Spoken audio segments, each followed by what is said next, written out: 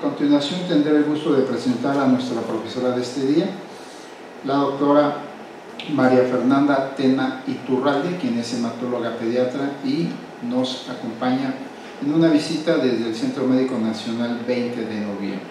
La doctora María Fernanda Tena Iturralde es médico cirujano egresado de la Facultad Mexicana de Medicina de la Universidad La Salle.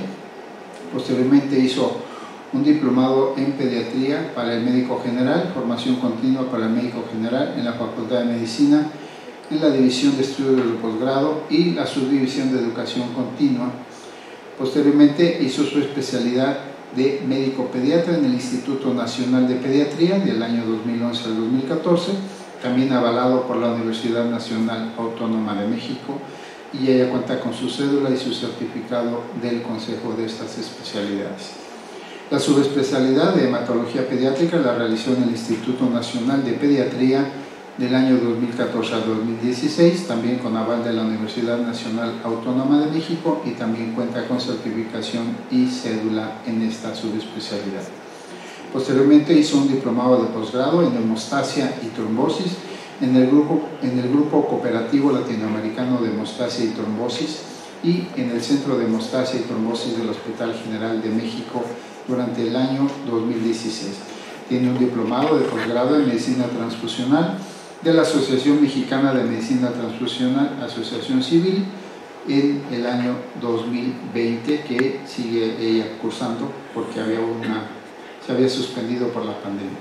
Y también tiene un diplomado de posgrado en medicina transfusional y banco de sangre, también en esta agrupación mexicana para el estudio de la hematología, que realizó en el Hospital General de México. Actualmente es médico adscrito de hematología pediátrica en el Centro Médico Nacional 20 de noviembre de nuestra institución y es médico tratante en el Hospital Infantil Privado Star Médica y Hospital Ángeles México. También es la profesora titular en el curso de subespecialidad de hematología pediátrica en el Centro Médico Nacional 20 de noviembre y es la secretaria técnica del Comité de Trasplante de Progenitores Hematopoyéticos Pediátricos, también en el 20 de noviembre. Es profesor titular de hematología de pregrado de la Escuela Nacional de Homeopatía y Medicina y es secretaria del Comité de Bioseguridad en la Coordinación de Enseñanza e Investigación del Hospital General Tacuba hasta este año. Bien, pues yo le agradezco a la doctora María Fernanda Tena Iturralde que haya aceptado la invitación a través de nuestro jefe de investigación, el doctor Demetrio Bernal, y que haya aceptado compartir con nosotros sus conocimientos en el tema leucemias agudas en niños. Démosle un fuerte aplauso, por favor, a la doctora.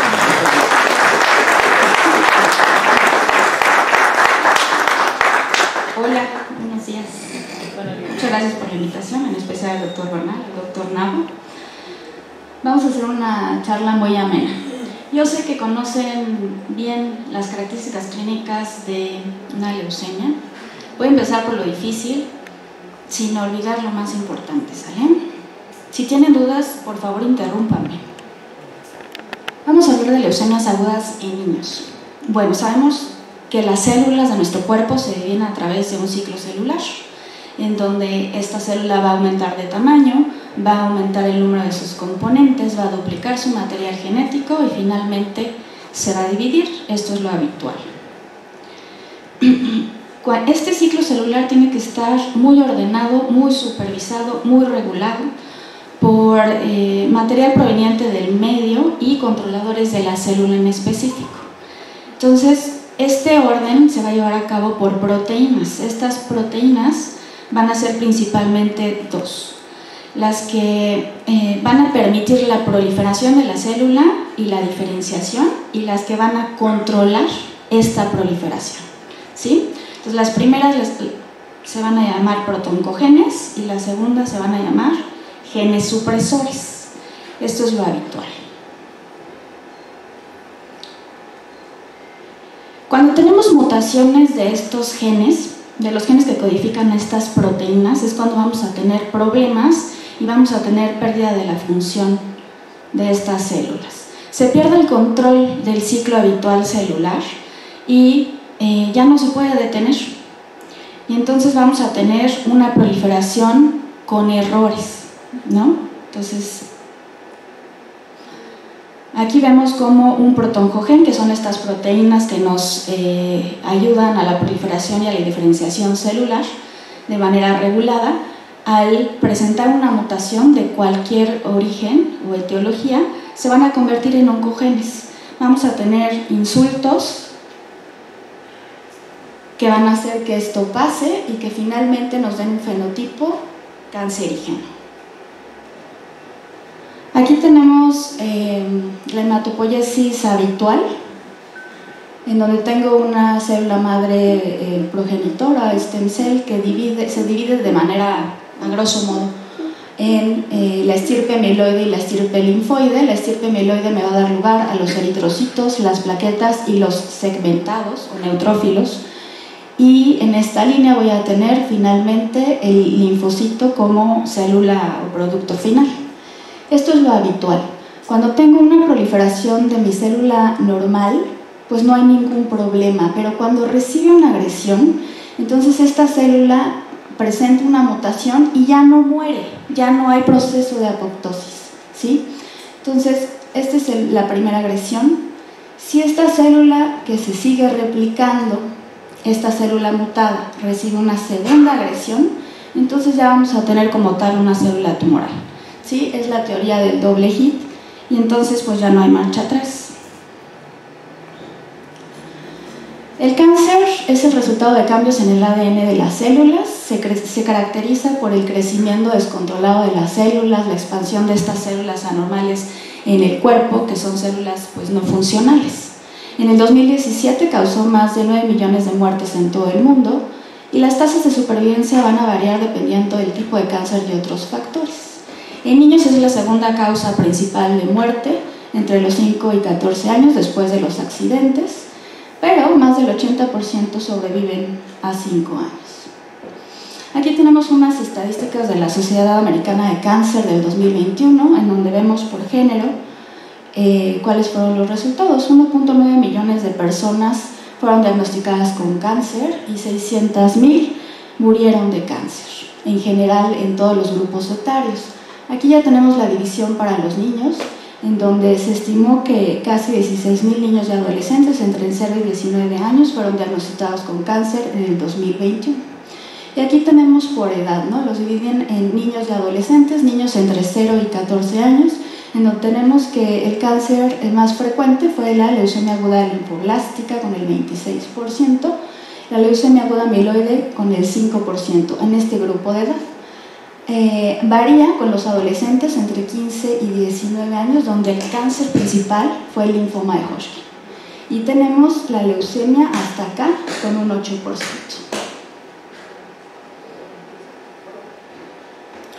Entonces decíamos que aquí tenemos el flujo habitual de la hematopoiesis, ¿no? Donde en mi célula madre o stem cell voy a tener células madres por estirpe, y de estas se van a derivar las unidades formadoras de colonia de cada una de las células. Estas van a ser mis células en mi torrente sanguíneo, en mi sangre periférica, y tengo algunas que van a migrar hacia tejido, como el macrófago y la célula plasmática. Esto es lo normal.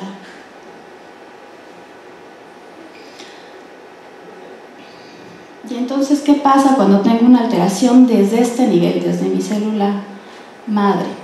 Hay una proliferación clonal. Esta célula se va a proliferar muy rápidamente y va a ser difícil que pase a algún otro estadio madurativo. Esto se llama transformación maligna. Hay una diferenciación aberrante. Diferenciación para nosotros, y como nosotros, por ejemplo, se los explicamos a las mamás de los pacientes, es que mi célula, igual que nosotros cuando somos chiquitos, vamos creciendo, ¿no? Primero somos bebés, luego preescolares, luego adolescentes y luego llegamos a adultos.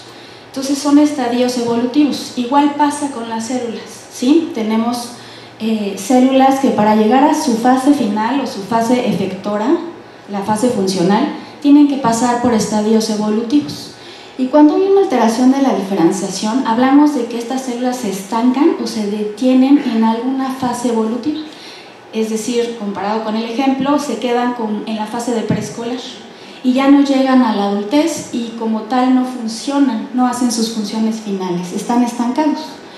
A eso nos referimos con diferenciación aberrante. Y estas células además se acumulan. Estas células en especial, en el caso de la leucemia, se llaman blastos, ¿no? La médula trata de responder a esta falta de células que de verdad funcionen, produciendo más células, pero lo que no sabe es que estas células tampoco le van a servir. Y entonces es lo que se llama supresión de la hematopoiesis. Todo esto pierde el equilibrio. Y lo que nosotros llamamos pancitopenia, que sé muy bien que ustedes conocen el término, en realidad es un término pues, de laboratorio. Es cuando vemos nuestra biometría hemática y vemos que tenemos las 3 líneas celulares abatidas. Eso es lo que llamamos pancitopenia. El pancitopenia no es igual a leucemia, no es la única causa, pero es la primera que hay que sospechar y descartar. Esto es muy importante porque desde aquí, junto con los síntomas clínicos que vamos a ver más adelante, nosotros tenemos obligación de buscar el diagnóstico intencionadamente y si no tenemos cómo, referirlo con quien sí lo pueda hacer. Estas células que están proliferando mucho y que además no funcionan, me van a infiltrar órganos. No se van a quedar ahí en la médula. Se me van a ir a hígado, se me van a ir a vasos, se van a ir a todo el sistema linfoide, sistema nervioso central, testículo, si no actuamos a tiempo. Se clasifican las leucemias de muchas formas. Aquí vemos de acuerdo a la evolución en el tiempo, agudas y crónicas. Ahorita vamos a hablar específicamente de las agudas, de acuerdo al origen de la célula, linfocitos o granulocitos. De acuerdo a su etiología, que sean de novo o que sean secundarias. También tenemos esta enfermedad secundarias, por ejemplo, a radioterapia o a la misma quimioterapia. Y también hay muchos predisponentes genéticos que hemos visto que finalmente terminan en una neoplasia. La leucemia familiar está reportada en menos del 1% de los casos, pero los síndromes genéticos congénitos sí tenemos 5%. La trisomía 21 llevándose la ventaja con incremento de riesgo de leucemia de 10 a 20 veces, el síndrome de Klinefelter, la fragilidad cromosómica, todas estas causas de falla medular para nosotros son indicación de estar evaluando al menos cada año en el seguimiento en búsqueda de alguna leucemia, de alguna neoplasia, porque hemos visto que estos pueden ser, derivarse o llegar a formar una leucemia, igual que las inmunodeficiencias primarias. También tenemos como etiologías las radiaciones, que ya nosotros sabemos, la exposición a radiación in útero, la radioterapia como tal, químicos como el benceno, insecticidas, derivados del petróleo, y en el embarazo incrementa el riesgo de leucemia con el tabaquismo hasta en un 14% y con la marihuana hasta en un 25%. De los virus bien conocidos que pueden ser en la etiología está el Epstein-Barr. Entonces, la leucemia es la expresión de un desequilibrio en la proliferación y la diferenciación celular. Ya hablamos de estos dos términos. Y justo se bloquea la hematopoiesis habitual en algún estadio madurativo, ¿no? Se queda como preescolar, se queda como adolescente y nunca llega a la adultez, esa célula no funciona. Y ya habíamos dicho que pueden proceder de otras alteraciones hematológicas. Suponen el 10% de todos los cánceres, 2 a 3 casos por cada 100.000 habitantes por año, y en los niños es la neoplasia más frecuente hasta en un 30%. En adultos vamos a hacer algunas diferencias.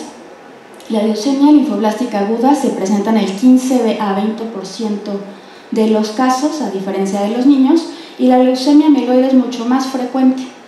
Hasta incrementa con la edad en mayores de 65 años, un caso por 100.000 habitantes por año. En menores de 30 años es menos frecuente en pacientes jóvenes, pero en comparación con los niños vamos a ver que se voltean los porcentajes. La leucemia linfoblástica la vamos a encontrar hasta en un 80% y la mieloide en un 20%. Entonces, 4 casos al año por 100.000 niños que tengan menos de 15 años, ¿no? Se dice que en menores de 2 años se presenta más en mujeres y en mayores de 2 años se presenta más en hombres. Lo que sí es importante saber es que entre los 2 y 6 años es la etapa en la que más se va a presentar. Y nosotros tenemos pues muchas técnicas, muchos estudios para poder evaluar esta leucemia. Ustedes ya tienen la clínica, ya tienen la biometría hemática con pancitopenia, Y ahora lo que hay que hacer es ir al gold estándar, el estándar de oro, para dar el diagnóstico. Y esto es la médula ósea, ¿sí? Nosotros hablamos con los papás y les decimos que cuando tenemos alteraciones en las células sanguíneas, pues hay que ir a buscar a la fábrica de estas células sanguíneas, donde se producen, para ver qué está pasando. Y pues esa es la médula. Entonces lo que hay que hacer es un aspirado de médula ósea. En el aspirado nosotros vamos a ver la morfología, oncólogos y hematólogos, y cuando tenemos cierto número de blastos o de estas células inmaduras, hacemos el diagnóstico. Por morfología podemos saber si se trata de un linfocito o de un granulocito, el que tengo estancado y el que me está dando el problema. Con ese diagnóstico es suficiente. En muchos lugares nada más pueden llegar hasta acá o ni siquiera pueden llegar hasta ahí. Nosotros hacemos muchos más estudios que nos dan nombre y apellido de la enfermedad. ¿Por qué es importante hacer esto? Porque de acuerdo a esto son las posibilidades de recaída que tiene mi paciente y el tratamiento que yo le tengo que ofrecer para que le vaya mejor, para que tenga una mejor sobrevida libre de enfermedad y una mejor sobrevida global. Entonces, hacemos la morfología, mandamos un estudio muy bonito que se llama inmunofenotipo, ¿sí? El inmunofenotipo estudia la expresión diferencial de los antígenos. ¿Antígenos de quién? Del blasto, de la célula leucémica. Lo que hace es rastrear los antígenos de la membrana de este blasto para ver de qué célula se trata, ¿sí? Entonces, es un estudio que apoya el diagnóstico morfológico. A lo mejor por el microscopio sabemos que es un linfocito, pero pues no vamos a saber si es un B o un T. Y el inmunofenotipo nos apoya para todo esto.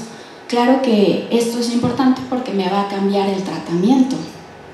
Y por morfología nosotros habitualmente vemos 100 células.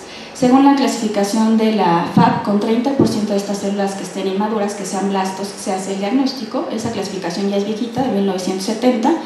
Y la actual de la OMS nos dice que con 20% de blastos en médula es suficiente para hacer el diagnóstico. ¿Sale? Entonces, esto, pues el inmunofenotipo complementa lo que ya sabíamos por morfología y además nos dice qué tipo de célula me está dando problema y en qué estadio madurativo. ¿Sale?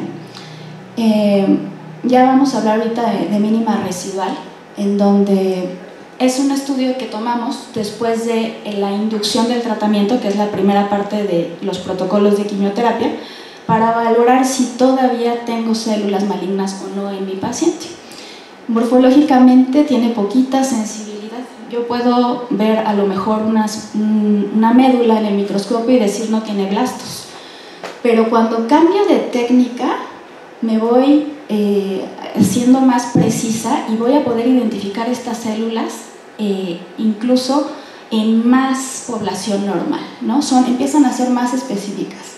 Aquí voy a identificar un blasto por 100.000 células normales y aquí, con la biología molecular, en la secuenciación de última generación, voy a detectar una célula en 1 millón, una célula blástica o leucémica en 1 millón de células normales. Entonces cada vez se vuelve más fino el estudio de la leucemia. Tenemos pues estos estudios, el FISH, el PCR, que nos ayudan a través de la biología molecular a detectar las alteraciones que vienen con las leucemias. Nosotros en las clases de genética nos hablaron de mutaciones, de translocaciones, ¿no? De muchas cosas así en los cromosomas. Y en la leucemia tenemos, por ejemplo, mucha alteración en las translocaciones. Muchas células leucémicas neoplásicas van a tener translocaciones específicas, se van a asociar a translocaciones específicas y esas translocaciones me van a originar un gen de fusión. Ya vamos a hablar un poquito más adelante. Estos genes de fusión los puedo yo detectar por la técnica de FISH o por la técnica de PCR.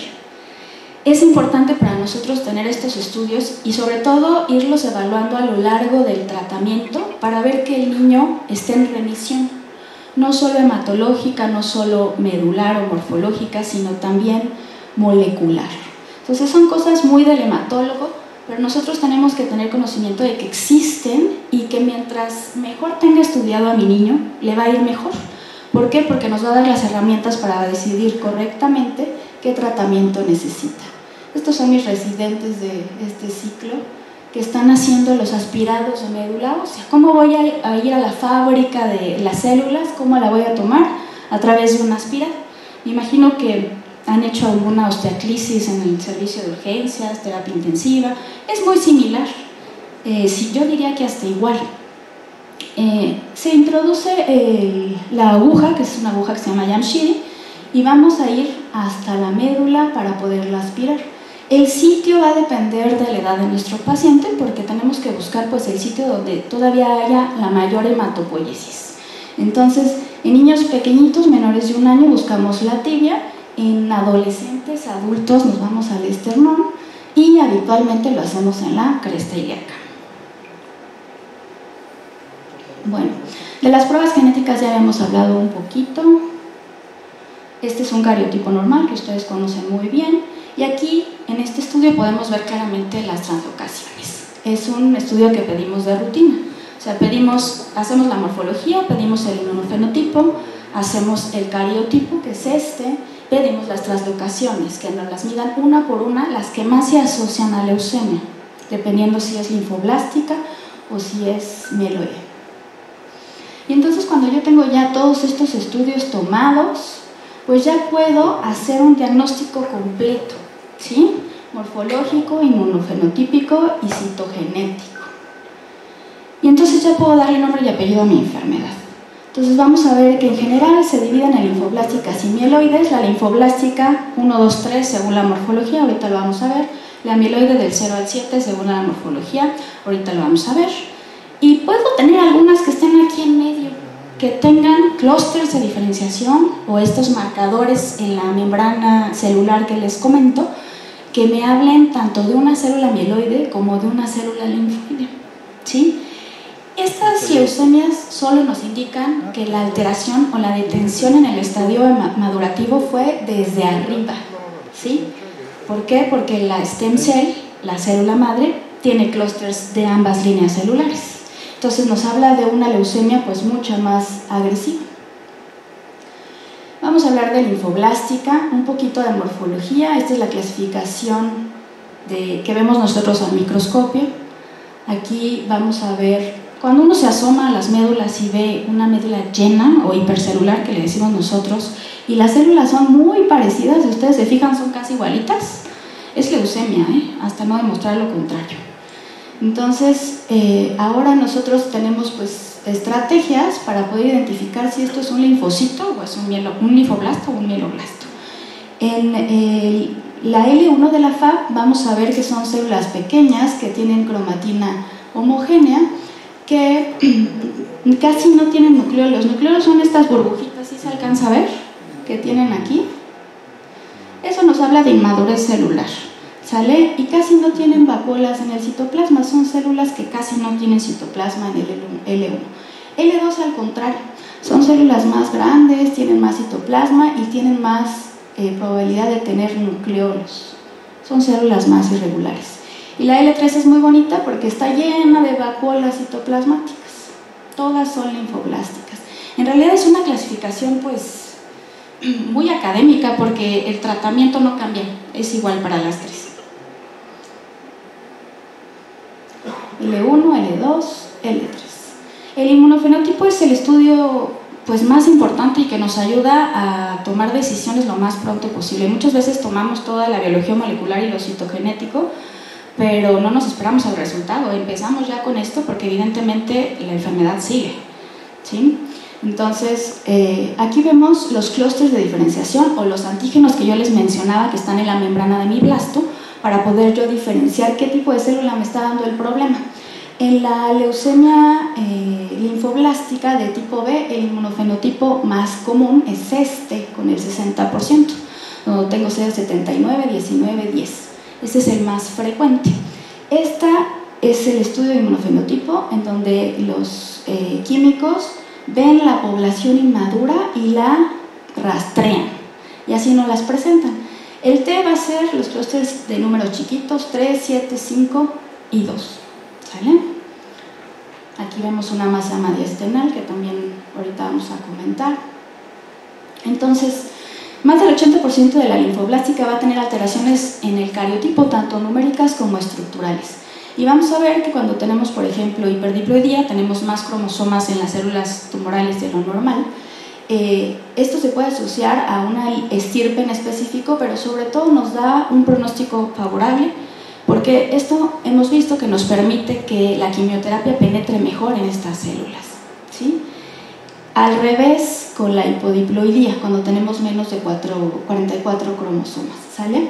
Tenemos una translocación que es la 1221, que es la de mejor pronóstico en la linfoblástica, está asociada a este gen de fusión y aquí el pronóstico es favorable. Esto sí es importante porque nos permite reducir el protocolo de quimioterapia, es decir, darle lo suficiente al niño sin darle más toxicidad, sabiendo que tiene un buen pronóstico, un pronóstico favorable.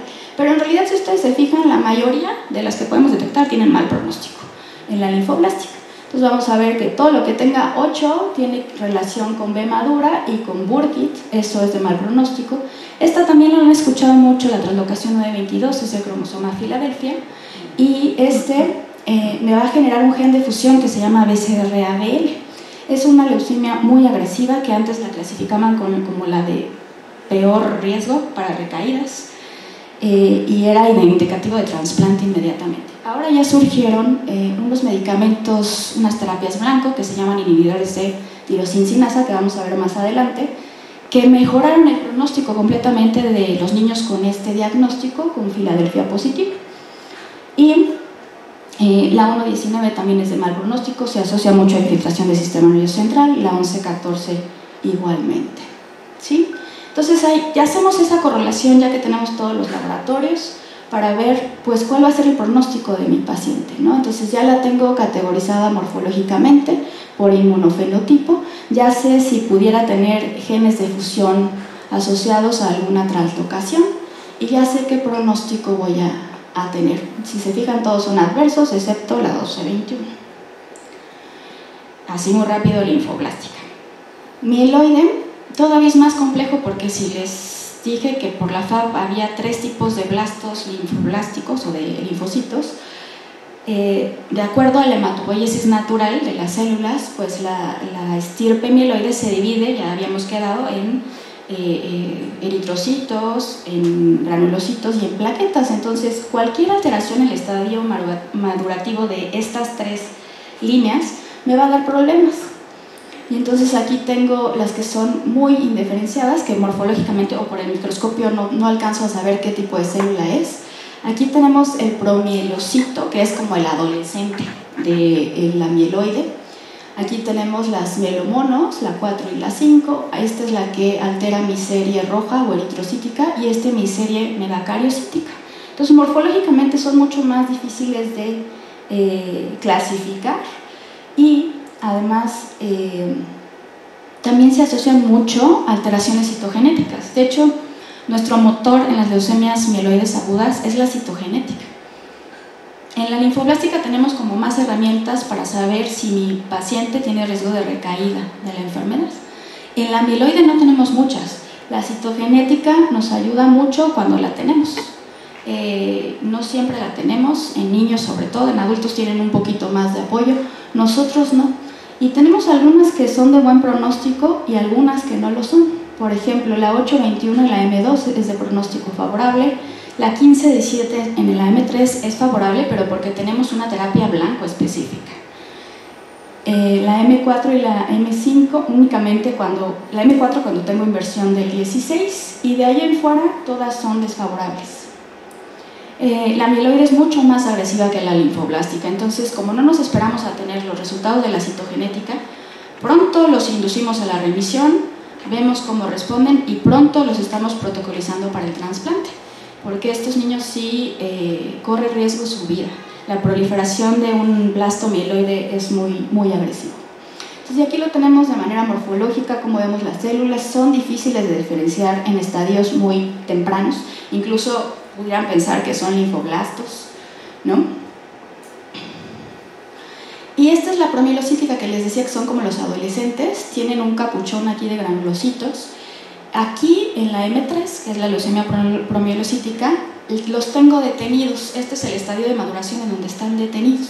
Pero tengo un medicamento que hace que el gen de fusión asociado a esta translocación se desensamble y provoca que vuelvan a echarse a andar hasta llegar a una célula funcional.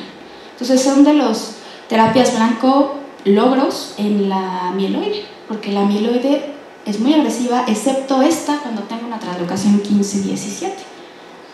M4 y M5 muy agresivas, van a trasplante. Y bueno, aquí morfológicamente podemos ver los blastos mieloides. Estos, por ejemplo, son, les decimos tortublastos porque tienen como prolongaciones y nos habla de que la célula afectada es un megacariocítico. Son células feas. Bueno, todas son feas, pero los linfoblastos a mí me parecen más bonitos. Aquí tengo todo irregular, desde el citoplasma, el núcleo, la cromatina, ¿no? Y tengo una médula llena de estas células. Tengo nucleolos, nos habla de inmadurez en el proceso madurativo.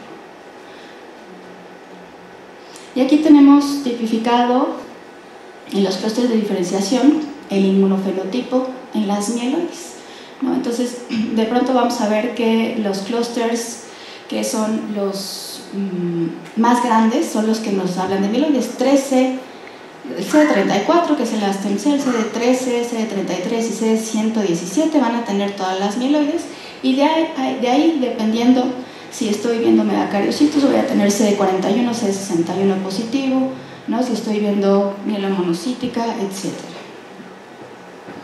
Entonces les decía yo que la citogenética en la mieloide es muy importante. Cuando tenemos pronóstico favorable es cuando tenemos esta clasificación ya cambió el año pasado, pero cuando tenemos estas alteraciones es cuando podemos decidir no enviarlo a trasplante de primera instancia. Pero es una decisión muy difícil porque en realidad en México no hay paneles que nos cubran todo esto y que con seguridad podamos tomar esa decisión. Por eso de primera instancia los protocolizamos hacia el trasplante, y si tiene un donador 100% compatible, sin duda los vamos a trasplantar. Ya les decía que había una leucemia muy inmadura en donde tengo clústeres de diferenciación de ambos linajes. Puedo tener linaje B, linaje T y mieloide, o mezclas de estos, B y T, T y mieloide, B y mieloide. Son muy agresivas, tienen mal pronóstico. Las características clínicas que ya sabemos, ¿no? La evolución en una leucemia aguda pues es muy rápida, 3 semanas a 1 mes a lo máximo. ¿Y qué manifestaciones clínicas vamos a tener? Las que nos hablen de la alteración de la médula ósea, de la pancitopenia. Si tengo una célula, por ejemplo un linfoblasto que me está dando el problema, las otras estirpes celulares van a estar disminuidas en cantidad porque este linfoblasto está proliferando muchísimo y ocupa el mismo espacio que estas células. Entonces lo que va a pasar es que van a bajar mis eritrocitos, van a bajar mis plaquetas y van a bajar mis neutrófilos. Y lo que voy a tener alto van a ser mis linfocitos, que son las células que me van a dar problema.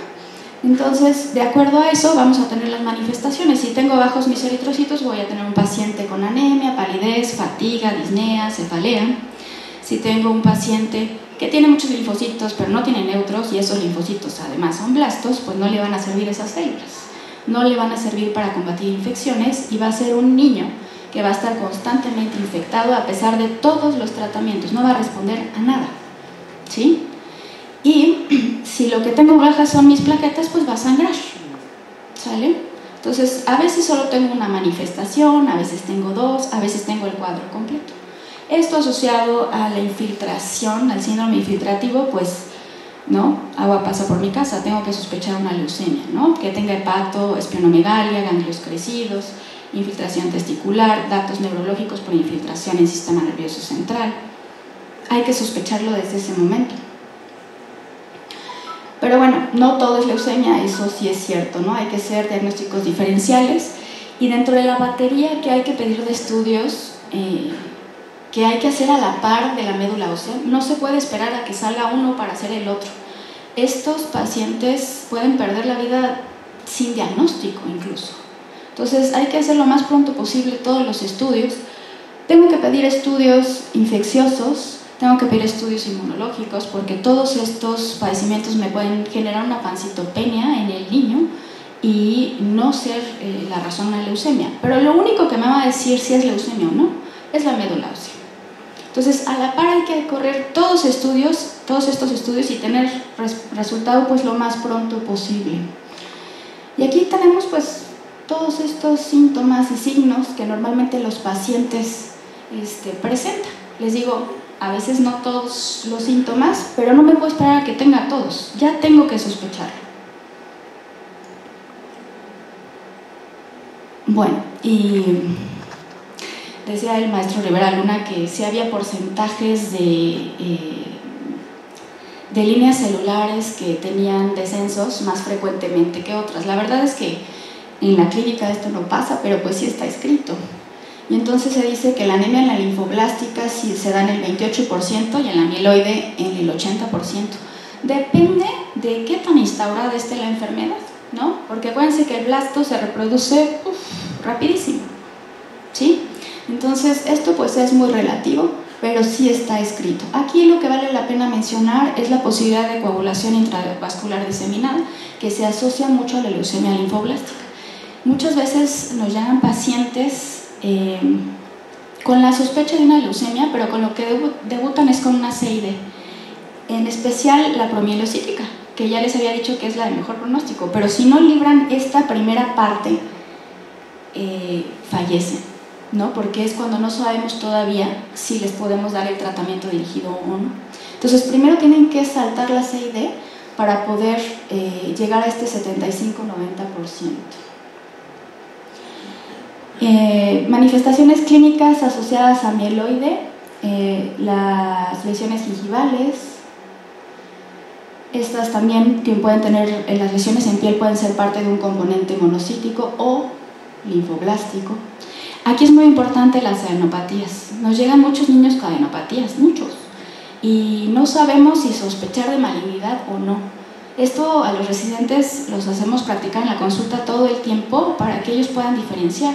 Digo, nada es regla, pero sí nos orientan bastante. Y hay que sospechar de malignidad cuando midan más de 2.5 centímetros, cuando no respondan al tratamiento antiinflamatorio antibiótico por más de 2 semanas, cuando tengan localizaciones poco frecuentes, cuando se asocia obviamente a un síndrome torácico, a pérdida de peso, a cualquier otro síntoma de leucemia, y si tenemos ensachamiento mediastinal en la radiografía. Saber identificar estas adenopatías con probabilidad de malignidad es muy importante para el pediatra. Y entonces para el diagnóstico pues ya tengo mi clínica, mis laboratorios, ya tengo mi médula, ¿no? Aquí vienen las clasificaciones que les comenté. Ya hice mi citometría de flujo, ya hice mi citogenética, mi biología molecular, ya tengo un diagnóstico. Y entonces ahora, ¿qué hay que hacer? Para la linfoblástica, nosotros tomamos en cuenta ciertas características para saber qué probabilidad tienen de recaer después de darles el tratamiento. Estos tratamientos duran 2 años y medio a 3 años aproximadamente, es mucho tiempo. No están hospitalizados obviamente en todo el manejo, pero si uno no tiene las herramientas para poder clasificar los factores de riesgo de recaída desde el inicio, difícilmente a los niños les va a ir bien o van a recaer. ¿Por qué? Porque no nos dan oportunidad de escoger un protocolo adecuado para el niño, ¿sí? Si el niño tiene muchas probabilidades de recaer a pesar del tratamiento, tenemos que darle desde el inicio un tratamiento pues más agresivo, más intenso. No nos podemos quedar a la mitad. Claro que todos los tratamientos conllevan toxicidad, entonces sí tenemos que evaluar muy bien a cada uno de los niños, ¿no? Porque aunque tengan mismo nombre y apellido de su enfermedad, son diferentes. Entonces sí tenemos que individualizar los manejos y desde el inicio tratar de darles el apoyo suficiente, no menos, pero sin ofrecerles toxicidad o la menos posible. Para la mieloide tenemos factores de riesgo también para recaída, ya decíamos estas translocaciones para los favorables y la mayoría van a ser desfavorables. Aquí los tenemos ya en la tablita y les digo, es muy importante saber desde el principio qué es lo que tengo enfrente para poder ofrecer el mejor tratamiento. Los diferenciales de la leucemia van a ser variados. Síndrome monoclósicos vemos mucho, ¿no? Por Epstein-Barr, por CMV, pero siempre hay que hacer una médula y descartar que no sea una leucemia. Otras infecciones, artritis, síndrome hemofagocítico, aplasia medular, TIP. TIP, acuérdense que es un diagnóstico de exclusión. Entonces necesitamos excluir la leucemia. ¿Sale? Y cualquier otro tumor sólido que me está infiltrando la médula ósea, ¿no? Nos pasa también mucho que nos asomamos al microscopio y lo que vemos son células extrañas, pero no son células propias de la médula ósea. Entonces son células que vienen de otro tumor lejano y que me están invadiendo la médula. Bueno, el tratamiento está basado en esquemas de quimioterapia, radioterapia, quimioterapia intratecal, incluso el trasplante de células progenitoras si es necesario. Pero siempre empezamos con la quimioterapia convencional. Esto muy probablemente en unos años cambie, y muy afortunadamente, porque como ustedes saben, la quimioterapia convencional pues no solo se lleva las células malas, sino también se lleva las células buenas, y eso nos habla de toxicidad, y muchos de nuestros pacientes mueren de eso, de toxicidad. ¿Sí? Entonces, se tiene que establecer el tratamiento de acuerdo al riesgo de recaída, que es lo que les comento. ¿Qué tanto riesgo tiene mi niño de que a pesar de que yo le dé el tratamiento, le regrese la enfermedad? Y la enfermedad mínima residual, que es el estudio que hablábamos, en donde medimos si al principio tenía, no sé, 78% de enfermedad mínima positiva para linfoblastos, terminando la inducción, que es la primera parte del tratamiento, la vuelvo a medir para ver si surtió efecto o no mi tratamiento. Este estudio, que se hace igual que el inmunofenotipo a través de citometría de flujo, nos es muy útil y actualmente es el factor de riesgo de recaída más importante en los niños. ¿Qué significa esto? Que a lo mejor el niño tiene una linfoblástica, está entre edades de 0 a 10 años, no tiene carga tumoral, no tiene infiltrado testículo, no tiene infiltrado sistema nervioso central y además tiene una translocación 12-21, o sea, está perfecta, ¿no? La clasificaríamos esa leucemia como de muy bajo riesgo de recaída. Pero si con el tratamiento que le estamos dando, la enfermedad mínima residual al final de la inducción sale positiva, de nada le sirvieron esos factores de riesgo favorables que tenían al principio. ¿Por qué? Porque nos habla de que el niño no está respondiendo adecuadamente al tratamiento. Y eso es el factor más importante. Y al revés también nos pasa, que tenemos niños con todo lo desfavorable en un principio, todo. Pero les damos un protocolo intensivo y la mínima residual, ahora se llama medible residual, sale negativa.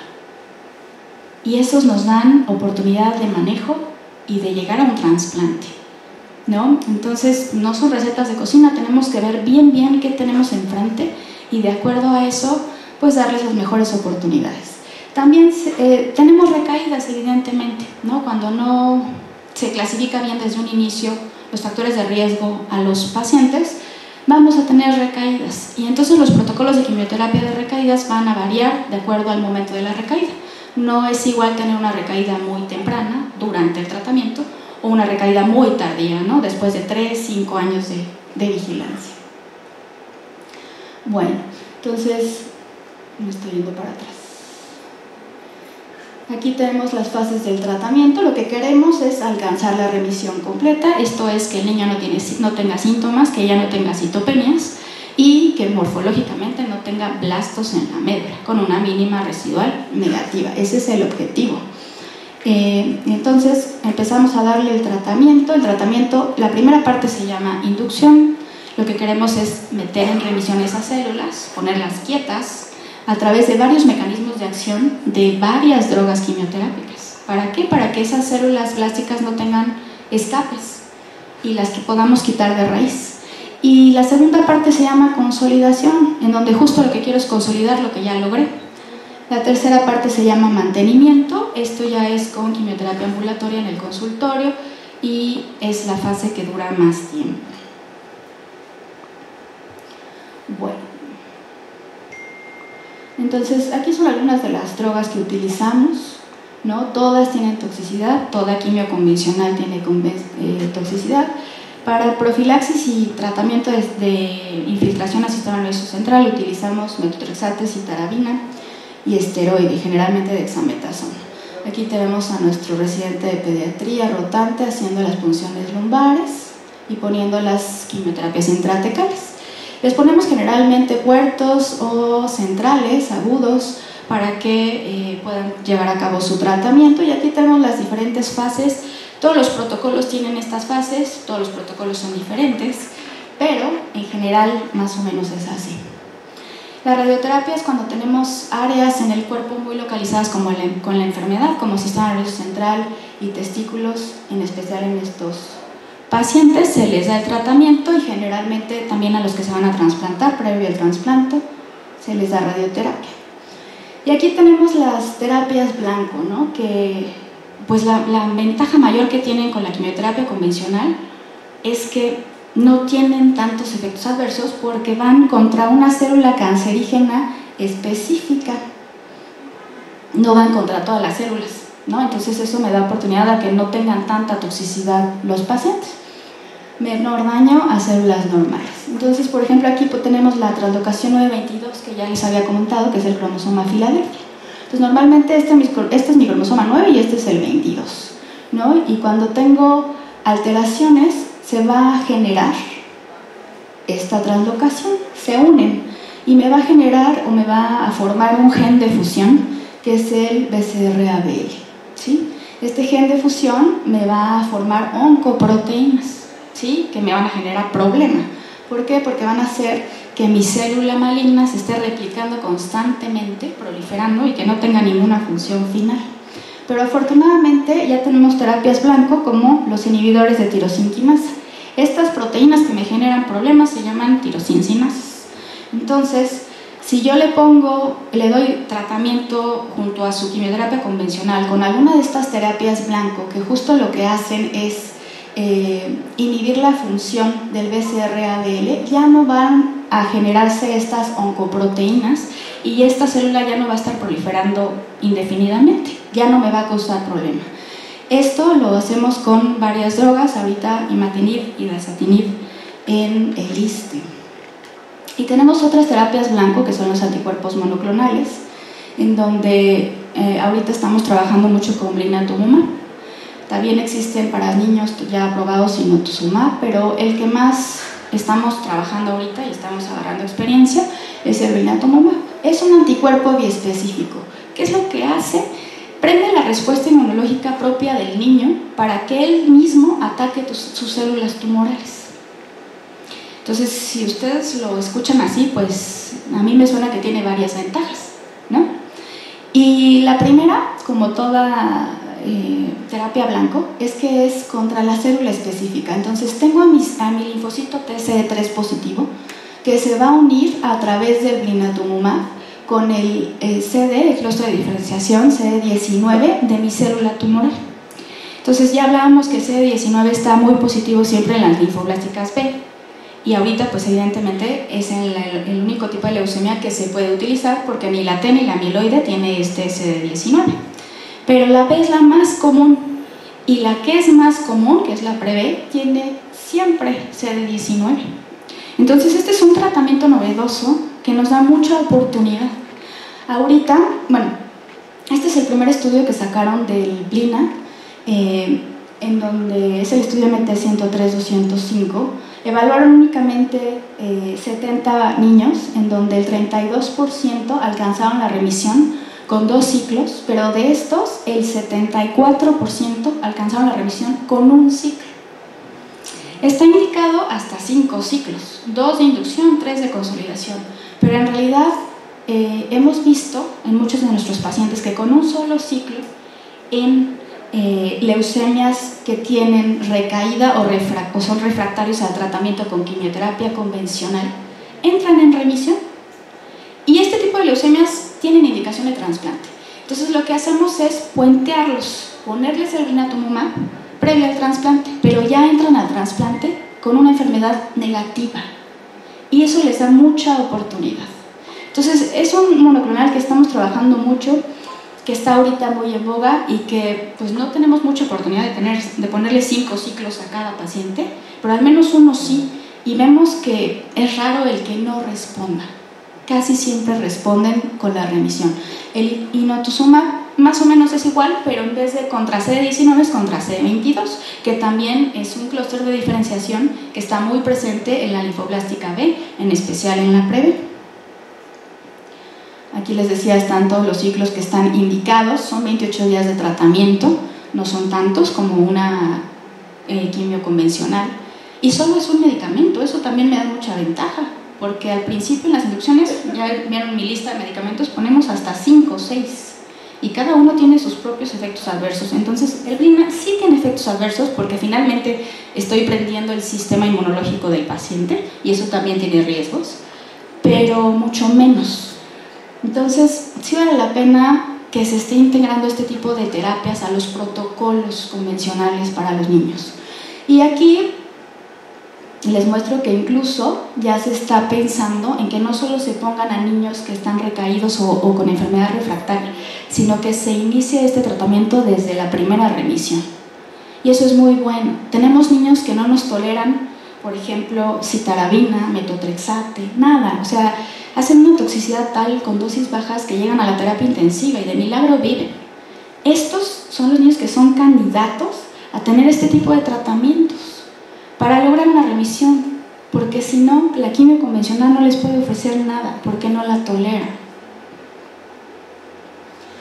Y justo este grupo etario también fue muy utilizado, muy estudiado, que son los lactantes. Los lactantes son una población, bueno, los menores de 1 año, es una población donde la leucemia se torna en un padecimiento muy difícil de tratar.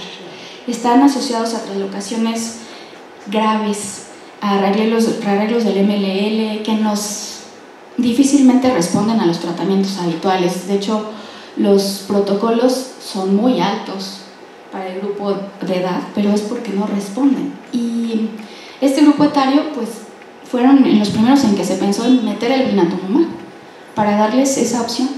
Y hasta ahorita se ha visto que funciona. Entonces, incluso también en los protocolos en menores de 1 año se está utilizando. Y aquí es un reporte del doctor Locatelli del 2021, en donde él se preguntó si después de que tengo un paciente ya con recaída o con enfermedad refractaria, lo reinduzco con quimioterapia, pero en vez de consolidarlo con quimioterapia, le pongo blinatumomab, ¿cómo les va? Y se vio que mejoró muchísimo, hasta en un 70%, la sobrevida libre de enfermedad en 2 años. Entonces, pues gracias a esto ya está en los protocolos de quimioterapia para niños. Entonces justo es lo que hacemos, reinducimos con quimioterapia convencional, ponemos blina, generalmente con un solo ciclo remiten, y los mandamos a trasplante pero con una mínima negativa, sin enfermedad. Esto es muy bueno.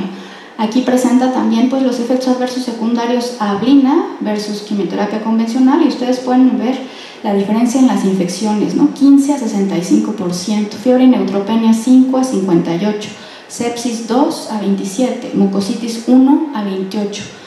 Sí es para considerarse este tratamiento. Y bueno, hay otras terapias ya ahorita, todavía no están bien asentadas en México, pero ya pronto van a llegar. Las TCAR-CELs.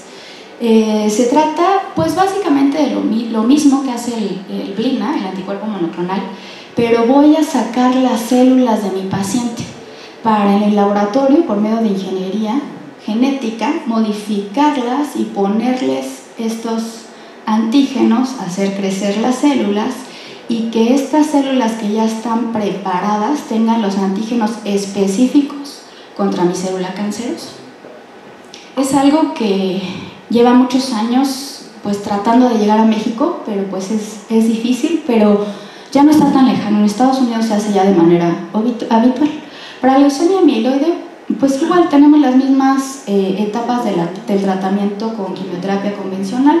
La base es el 7+3, que son antracíclicos y citarabina.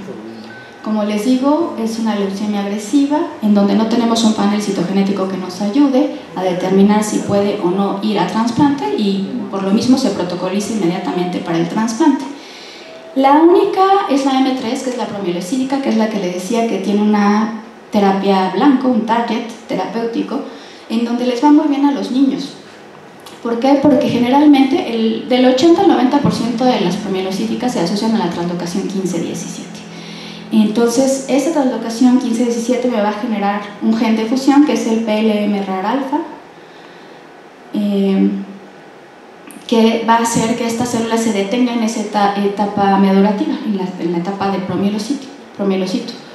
pero tengo un tratamiento que es el ATRA o el ácido holotransretinoico, que lo que hace es desensamblar este gen de fusión y permitir que la célula finalmente se diferencie. Este medicamento ya es parte del protocolo de las premelocíticas y les va muy bien gracias a esto. En la linfoblástica la tasa de sobrevida es del 75%, en la amiloide entre el 10 y el 30%, y los que se clasifican como de muy alto riesgo tienen que ir directamente al trasplante. El trasplante tenemos varios tipos: halogénico, autólogo, singénico. Lo hacemos de varias fuentes: médula ósea, cordón, sangre periférica, pero sí son muy elegidos los pacientes que tienen que ir al trasplante. Siempre las mamás, cuando se les da el diagnóstico, lo primero que preguntan es: ¿cuándo va a trasplantar a mi hijo? ¿No? Porque en nuestra sociedad se cree que el trasplante es la mejor opción para este tipo de enfermedades, y no es cierto, no es algo inocuo, y se tiene que sopesar muy bien al niño que va a ser candidato a trasplante.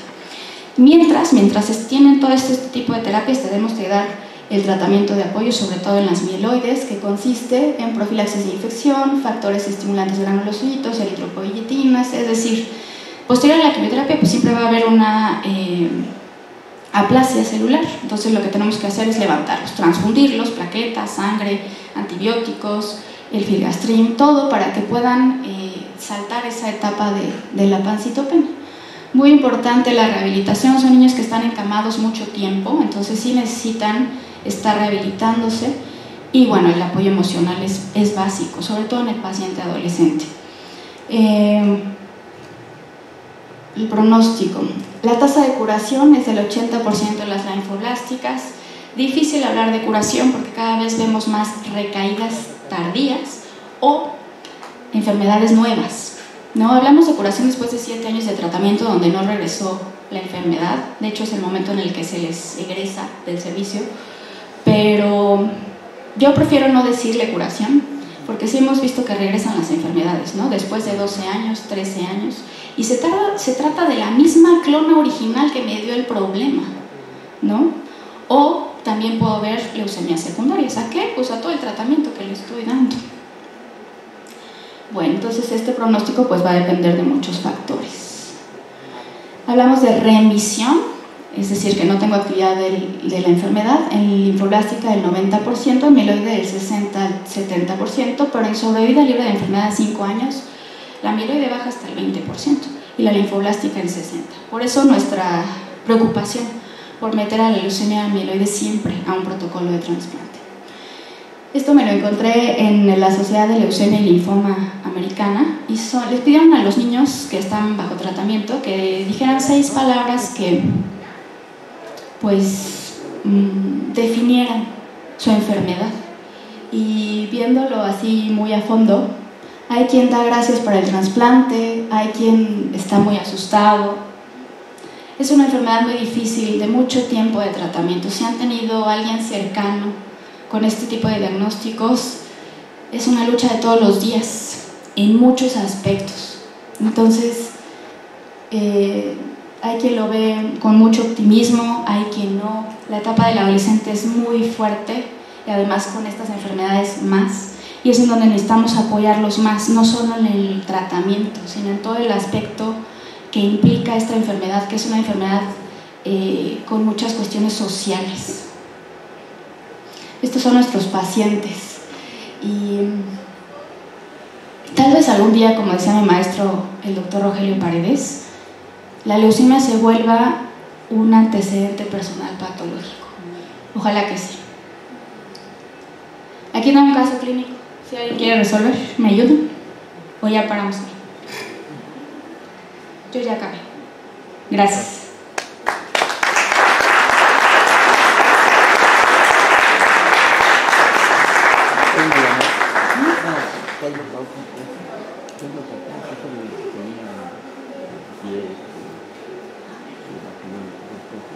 ¿Alguna pregunta o comentario para la doctora?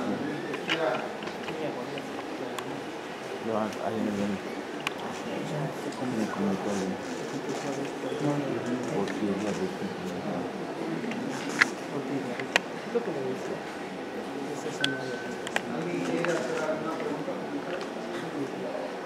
¿Quién lo deja acá? Ahorita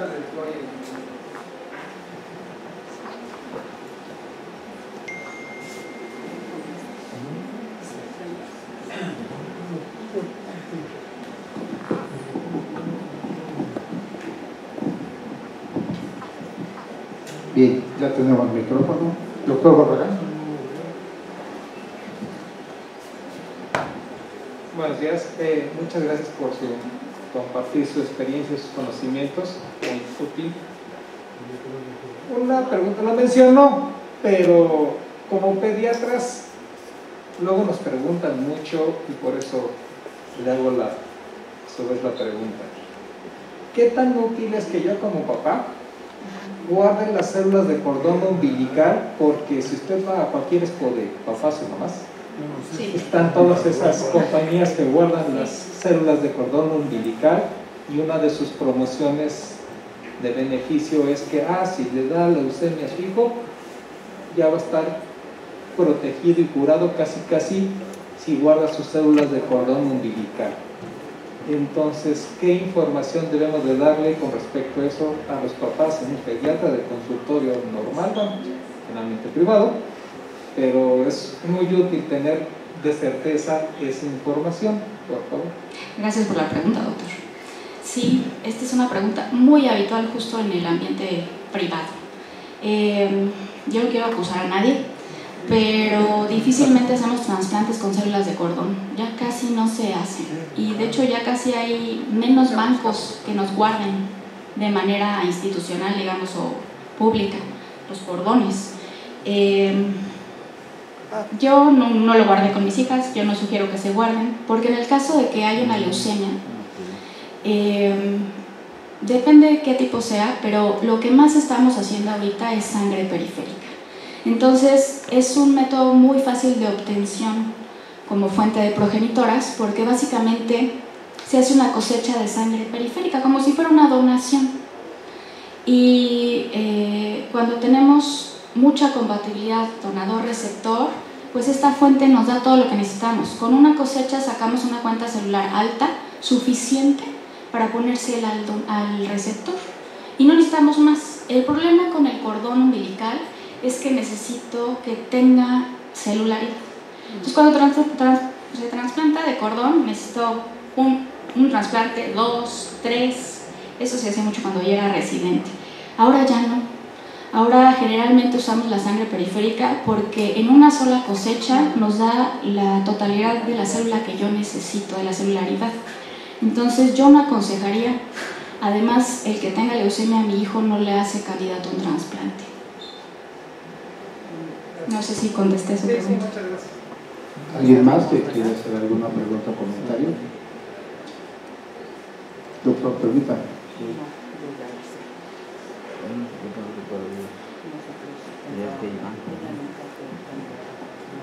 Muy buenos días. Nada más una pregunta. ¿Qué protocolos tienen para mejorar la calidad de vida del paciente pediátrico en el caso de algunas de estas, sobre todo las más graves?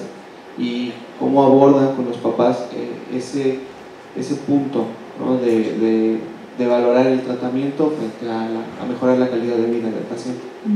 Qué pregunta tan difícil. El manejo de los chiquitos con leucemia no es un manejo propio del médico, eso tengo que decirlo. Es un grupo interdisciplinario, en donde tienen que participar todos, ¿no? Enfermería, psicología, tanatología, medicina paliativa. Y de pronto en la escuela nos enseñan que ante una leucemia hay que quitarla, ¿no? Como sea, a costa de lo que sea. Y eso está mal. Pero uno no se da cuenta hasta que pasa el tiempo y ve pues muchos casos o situaciones en especial, Doc. Entonces es difícil. Le puedo decir que nosotros no tenemos un protocolo de calidad de vida, pero también le puedo decir que nuestro equipo de trabajo, al menos médico, sí tenemos mucho el dar el tratamiento lo más eficaz, lo más eficiente, lo más suficiente, sin dañar la calidad de vida del paciente. Cuando ya se llega a este punto, hay que detenerse. esta decisión, le digo, del tratamiento no es únicamente nuestra, los padres están completamente involucrados. Y muchas veces nos ha pasado que ellos son los que quieren seguir y seguir y seguir, por más que uno les explica, ya no le podemos ofrecer nada, ¿no? Su niño ya está muy mal, mejor que vaya a casa a ver su tele, a comer lo que le gusta, ¿no? Los niños muchas veces lo piden y los papás no hacemos caso, ¿no? Entiendo que es una decisión muy difícil, muy difícil. Nosotros pues cada vez estamos más sensibilizadas a la quimioterapia paliativa, que lo que les ofrece es mantener la enfermedad con una calidad de vida y en donde se les avisa que eventualmente esta enfermedad va a regresar, pero que al menos durante algún tiempo van a tener calidad de vida. Y eso es lo que los niños piden muchas veces. Es muy terrible que los médicos que trabajamos con estos pacientes no estemos sensibilizados a estas situaciones, muy terrible. Y a veces recibimos instrucciones que no son adecuadas en este aspecto, Doc. Pero aunque la decisión no se toma solo por el médico, sí es del médico el defender los derechos de los niños, hasta donde se pueda. Y muchas veces, con el dolor de nuestro corazón, los mandamos a su casa. Pero en 2 semanas nos hablan los papás y nos dicen gracias porque me hizo entender que esta era la mejor opción para mi hijo y la última oportunidad que tuvo para despedirse de sus familiares, de sus mascotas, ¿no? Ustedes saben cómo son los niños de increíbles. Ellos nos enseñan a nosotros.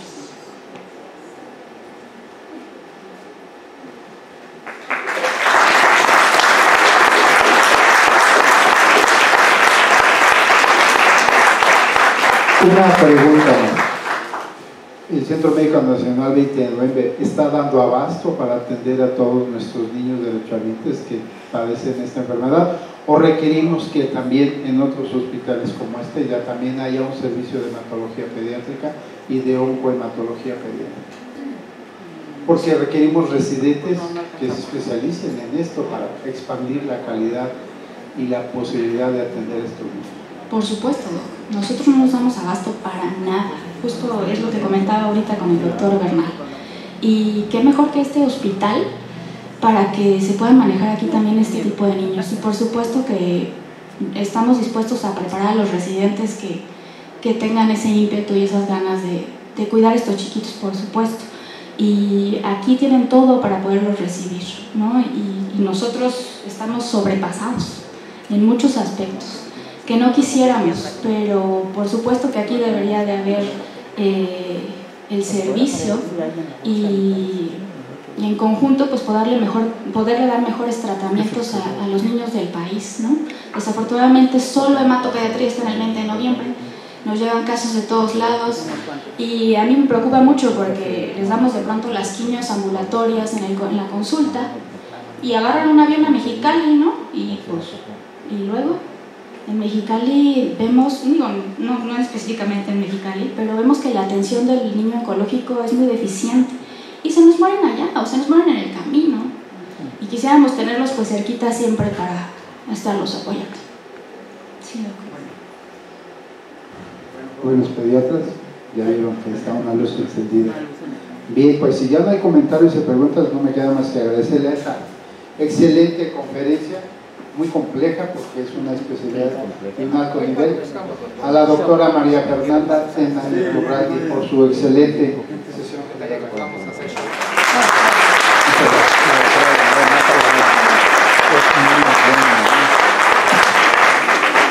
Recuerden que nuestra sesión general se graba, se edita y se sube a la página de YouTube del Hospital Regional Licenciado Adolfo López Mateos por si la quieren volver a revisar y tener la información completa.